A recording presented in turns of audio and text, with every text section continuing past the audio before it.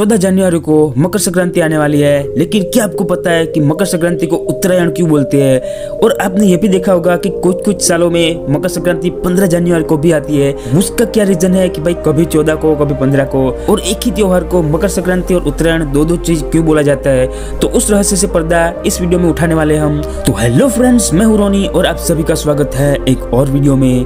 14 जनवरी को पतंग उड़ाने का त्योहार आने वाला है। सबसे पहले 14 जनवरी और 15 जनवरी के रहस्य की बात करें तो उसमें कुछ ज्यादा रॉकेट साइंस नहीं है। जिस साल में लीप ईयर होता है तो उस साल को 15 जनवरी को आती है मकर संक्रांति, और वहीं पे जब नॉर्मल साल होता है तब 14 जनवरी को मकर संक्रांति आती है। अब बात करें सेकंड रहस्य की, जो कि है इस त्योहार को मकर संक्रांति क्यों बोला जाता है। तो यही 14 जनवरी के दिन सन यानी कि जो सूरज है वो धन राशि से मकर राशि में प्रवेश करता है। ये मतलब एक एस्ट्रोलॉजी में होता है, जो कि ब्रह्मांड में जो ग्रह है सूर्य है तो उनकी जो पोजीशन है, उनकी जो स्थिति है, उस हिसाब से ये जो त्योहार है वो आती है। तो ये सब बातें उसी से रिलेटेड है। सूरज जो है एक राशि से दूसरी राशि में प्रवेश करता रहता है। जब भी मकर संक्रांति का त्योहार आता है 14 जनवरी आती है, तब सूरज जो है वो धन राशि से मकर राशि में प्रवेश करता है, और इसलिए इस त्योहार को मकर संक्रांति बोला जाता है। और बात करें उत्तरायण नाम की, तो इसी दिन 14 जनवरी से सूरज उत्तर दिशा यानी कि नॉर्थ पोल की तरफ मूव होना यानी कि धीरे धीरे खिसकना शुरू होता है। जब भी आप टाइम लैप्स वीडियो देखते हो हर साल का सूरज की स्थिति का, तो वो मतलब इसी टाइम से थोड़ा थोड़ा खिसकना स्टार्ट होता है उत्तरायण की तरफ, और इसीलिए इसको उत्तरायण बोला जाता है। ठीक है।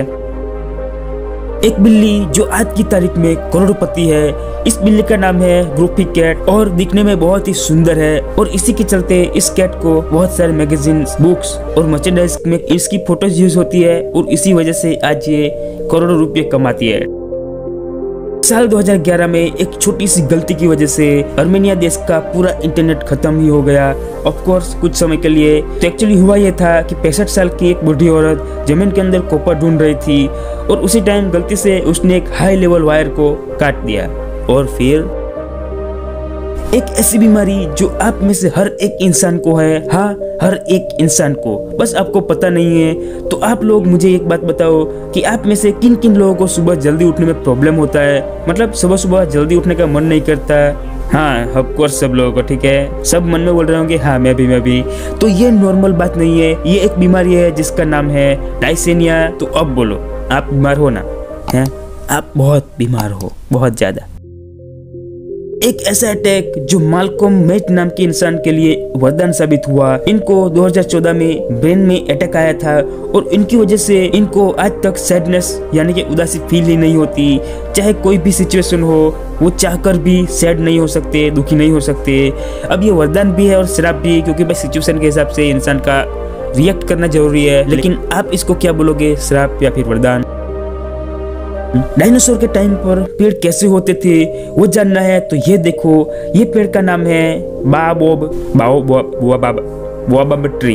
हाँ भाई पढ़ लो, ठीक है, स्क्रीन के ऊपर लिखा है जो कि 1000 साल तक जिंदा रहते हैं, और साउथ अफ्रीका में लिटरली डायनासोर के टाइम का 6000 साल पुराना एक बाओबाब पेड़ है मौजूद है। ठीक है, और ये दुनिया का सबसे ज्यादा जीने वाला पेड़ है।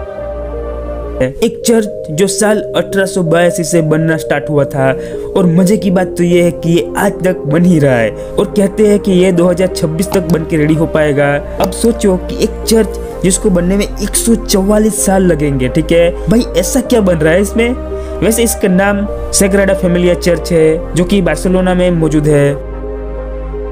फ्रेंच रिपब्लिकेशन नाम का एक कैलेंडर हुआ करता था, जिसके बारे में जान के आपका दिमाग फेल हो जाएगा, जिसमें एक साल में नॉर्मली 12 महीने हुआ करते थे, वैसे ही होते हैं एक साल में 12 महीने। ठीक है, लेकिन इंटरेस्टिंग बात अभी ये सुनो, उस कैलेंडर के हिसाब से एक वीक में यानी कि एक हफ्ते में नॉर्मली 7 दिन होते हैं, लेकिन उसमें 10 दिन हुआ करते थे एक हफ्ते में। एक दिन में 24 नहीं बल्कि 10 घंटे होते थे। एक घंटे में 60 मिनट नहीं बल्कि 100 मिनट होते थे, और एक मिनट में 60 सेकंड्स नहीं बल्कि 100 सेकंड्स होते थे।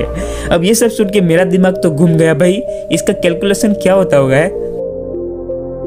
अगर आपको हमारे भारत का ट्रैफिक ज्यादा लगता है ना, तो कभी लंदन जाके देखना, वहां पर इतना ट्रैफिक होता है, इतना ट्रैफिक होता है, इतना ट्रैफिक होता है, जितना मैं बोल रहा हूँ उतना ही होता है। ठीक है, बहुत ज्यादा। वहाँ की कार 16 किलोमीटर प्रति घंटे की रफ्तार से चलती है, एवरेजली बोल रहा हूँ। ठीक है, और अगर आपको ये मतलब समझ में नहीं आया तो मैं कंपैरिजनली बात करूँ ना, तो घोड़ा गाड़ी जो होती है तो उसकी स्पीड से भी कम स्पीड होती है कार की। ठीक है, तो हर मामले में इंडिया खराब नहीं होता। चाइना में एक ऐसा कानून है जो हमारे भारत देश में जरूर होना चाहिए और मैं तो चाहता हूँ कि ये कानून भारत देश में जल्दी से जल्दी लाया जाए। चाइना में एल्डरली राइट्स लॉ नाम का एक कानून है जिसके चलते जिनके माता पिता की उम्र 60 साल से ऊपर है और अगर उनका बेटा या फिर बेटी उनको छोड़ देते हैं, अकेला छोड़ देते हैं, उनकी केयर नहीं करते तो उनको जेल की सजा होती है। ठीक है, वहाँ पर तो वैसे तो बढ़िया है, लेकिन मैं तो कहता हूँ कि माँ बाप को धक्के मार के निकाल देना चाहिए। अपने भाई बहन फ्रेंड्स सबको लात मार के निकाल दो और ऐसा करने से आपको इतना फायदा होगा कि आपकी पूरी जिंदगी बदल जाएगी।